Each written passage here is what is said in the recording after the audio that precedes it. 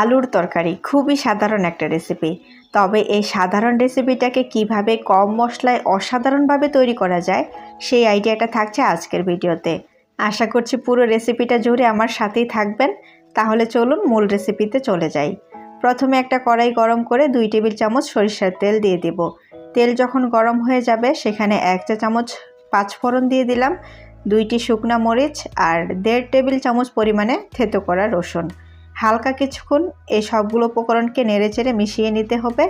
তারপর এখানে আমরা দিয়ে দিব 1/4 চা চামচ হিং দেওয়ার কারণে দেখবেন যে তরকারির স্বাদ আর ফ্লেভার বহুগুণে বেড়ে যায়, তাই অবশ্যই হিংটা ব্যবহার করার চেষ্টা করবেন। আবারও কিছুক্ষণ ভেজে সেখানে দিয়ে দিব মাঝারি সাইজের একটি টমেটো পেস্ট। তারপর মশলার সাথে ভালো করে মিশিয়ে নিচ্ছি, তা না হলে কিন্তু মশলাগুলো পুড়ে যাবে। এখন এখানে আমরা দিয়ে দিব 1 চা চামচ হলুদের গুঁড়া আর 1 চা চামচ মরিচের গুঁড়া, সেই সাথে দিয়ে দিব স্বাদ মতো লবণ। তারপর টমেটোর মধ্যে যে পানিটা আছে সেটা যতক্ষণ না টেনে যায়, মানে শুকিয়ে যায়, ততক্ষণ মশলাটাকে কষিয়ে নিতে হবে। যখন পানিটা পুরোপুরিভাবে শুকিয়ে যাবে তখন সেখানে 1/4 কাপ পানি দিয়ে আবারও মশলাটাকে কষিয়ে নিতে হবে। মশলাটা যত ভালোভাবে কষানো যাবে আপনার তরকারির স্বাদ কিন্তু ততই ভালো হবে। তো 1/4 কাপ পানি দিয়ে মশলাটাকে আমি আবারও ভালো করে কষিয়ে নিয়েছি। এখন সেখানে সিদ্ধ করা আলু দিয়ে দিচ্ছি। আমি এখানে মাঝারি সাইজের 3টি সিদ্ধ আলু কিউব করে কেটে নিয়েছি। তারপর সেটাকে দিয়ে মশলার সাথে প্রায় 2 মিনিটের মতো কষিয়ে নিতে হবে।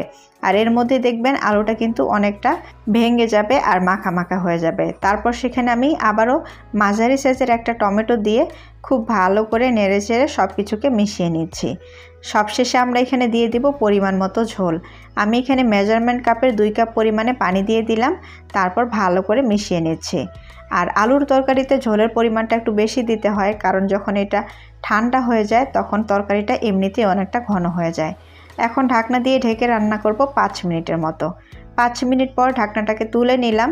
তারপর ভালো করে নেড়েচেড়ে নেব আর দেখে নেব যে টমেটোটা ভালোভাবে সিদ্ধ হয়েছে কিনা। তো এই যে দেখুন আমাদের টমেটো কিন্তু ভালোভাবে সিদ্ধ হয়ে গেছে। এখন সবশেষে আমরা এখানে দিয়ে দিব ধনেপাতা কুচি। আর এই পর্যায়ে অবশ্যই লবণটা চেক করে নেবেন, যদি কম হয় তাহলে লবণটা দিয়ে দেবেন। এখন সব কিছু ভালো করে মিশিয়ে নামিয়ে নেব।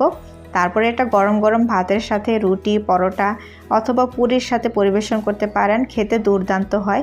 তো দেখলেন কিভাবে কম মশলায় সাধারণ একটা রেসিপিকে অসাধারণভাবে তৈরি করা যায়।